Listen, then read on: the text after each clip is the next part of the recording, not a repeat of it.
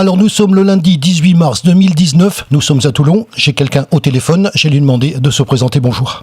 Bonjour, Nathalie Biquet, je suis conseiller départemental, conseiller métropolitain et aussi conseiller municipal à la Seine-sur-Mer et bien sûr j'appelle de la Seine-sur-Mer. Vous avez tout dit, on est très content de vous accueillir au téléphone. On vous en avait parlé de ce moyen d'expression qui est donc l'insert téléphonique. Ravi que vous preniez la parole de cette manière, on est bien évidemment à votre disposition. Ce qui nous conduit d'ailleurs à parler de quelque chose qui apparemment est actuellement en actualité à la Seine.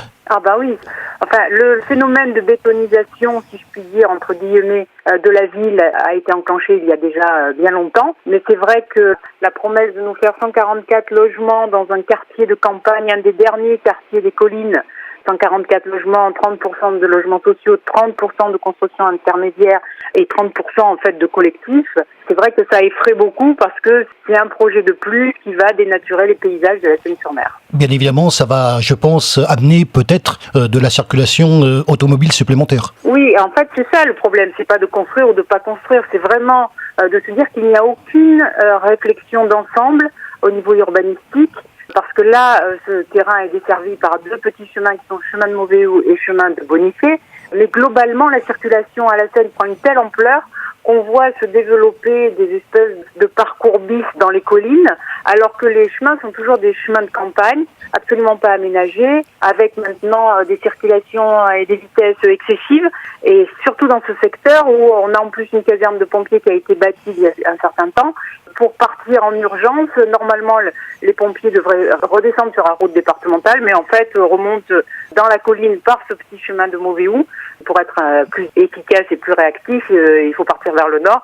Donc ça pose quand même des problèmes vraiment urbanistiques autour de la gestion et de l'aménagement global de ces collines. Je note cette réunion publique à laquelle on n'a pas assisté, la possibilité qu'on a de vous interviewer au téléphone, je le rappelle, c'était donc jeudi dernier. Comment ça s'est passé et quelle a été la réaction du public présent ? En fait, ce qui est amusant, si j'ose dire, que ça fait très longtemps que je me bats sur ce sujet pour proposer un projet alternatif au tout béton, au tout logement. La ville de la Seine est en train de devenir une ville dortoir. Donc je suis en campagne pour les élections municipales de 2020. Je suis candidate pour la mairie. C'était une réunion de campagne comme on peut en faire avec les militants. Se sont rajoutés, puisque sur l'actualité, il y avait ce projet de Mauvéou qui allait être explicité, puisque c'est quand même une de mes compétences, l'architecture et l'urbanisme. Donc les riverains ont sonné le rappel et je me suis retrouvée avec une réunion où on devait être 40, où on s'est retrouvés 120, 100 dans la salle et 20 personnes qui n'ont pas pu rentrer et j'en suis vraiment désolée. Où l'ordre du jour, c'était vraiment de découper, d'analyser le projet pour voir quelles actions on pouvait mener pour l'empêcher. Le public présent, qu'est-ce qu'il en pense ? En fait, ils sont très démunis parce que les riverains qui ont une propriété, qui sont tout à fait au calme dans les collines, qui ont acheté un bien qui est dans un secteur résidentiel où le foncier a un certain prix, la construction a une certaine valeur sur le marché de l'immobilier.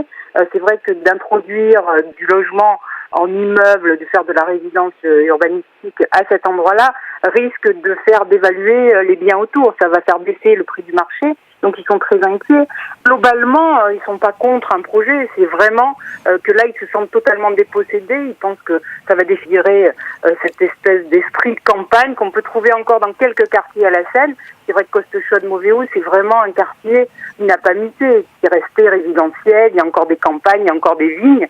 Donc c'est quand même très inquiétant pour eux au niveau du bien, de ce que représente leur bien, mais aussi au niveau de la fréquentation et du fonctionnement de ce quartier. Qu'est-ce qu'on peut faire ? De toute façon, il n'y a qu'une chose rationnelle. Bon, le permis n'a pas encore été déposé. C'était assez hallucinant de voir que c'était un groupe de promoteurs de Marseille qui vient nous exposer comme si tout était ficelé. Il y a un vrai souci sur la concertation parce que normalement, sur un projet d'aménagement de cette ampleur, il devrait y avoir une concertation ouverte à tout public. Or là, c'était assez confidentiel. Et moi-même, qui suis élue, même si je suis dans l'opposition, j'aurais dû être informée de ce projet, ce qui n'a absolument pas été le cas. Donc quand ils nous présentent le projet, tout est ficelé, tout est fini, on voit un vague plan masse, mais on voit pas vraiment l'implantation du bâtiment. Enfin, tout ça se fait quand même dans une confusion totale. Donc l'idée, c'est de monter une association, d'attaquer le tribunal administratif. On peut attaquer à titre d'une association, mais on peut aussi attaquer à titre de riverain. Du moment qu'on a un intérêt à agir, Je pense qu'il faut que les gens s'organisent là-dessus. Après, il y a un autre souci qui a été soulevé, c'est que comme c'est l'établissement public foncier régional qui a acheté, pour remembrer, pour faire une telle opération, il a acheté les parcelles les unes après les autres, donc ça fait un certain nombre d'années, et ça fait un certain coût. Je pense que l'alternative, c'est de changer le programme, faire un programme qui pourra s'insérer dans ce quartier typique, mais il faut imaginer quand même que derrière, si l'opération ne se faisait pas, il faudrait rembourser le PFR. Donc que la ville paye ou que la métropole maintenant que le projet a été transféré. Alors est-ce qu'on peut faire une conclusion sur votre intervention et d'ailleurs en vous remerciant d'utiliser un moyen que nous avons pour interviewer le reste du département. C'est vrai qu'on fait beaucoup d'interviews au niveau de l'Est-Var, on en fait un petit peu moins au niveau de l'Ouest-Var. On est content que vous preniez la parole au téléphone de cette manière-là. On se voit bien évidemment assez régulièrement dans les reportages, vous le savez bien. La conclusion sur cet exposé que vous venez nous faire. Je trouve que déjà c'est un bon moyen parce qu'effectivement il faut diffuser l'information. C'est pas un sujet qui concerne juste ce petit secteur, c'est vraiment tout l'intérêt de la ville, mais de manière générale, ça concerne tout le paysage autour de la rade. Donc voilà, moi je suis contente de pouvoir disposer de ce moyen. Et puis on a lancé aussi une pétition en ligne. On suit ça parce que la politique c'est aussi s'engager pour le bien-être et pour la qualité de vie.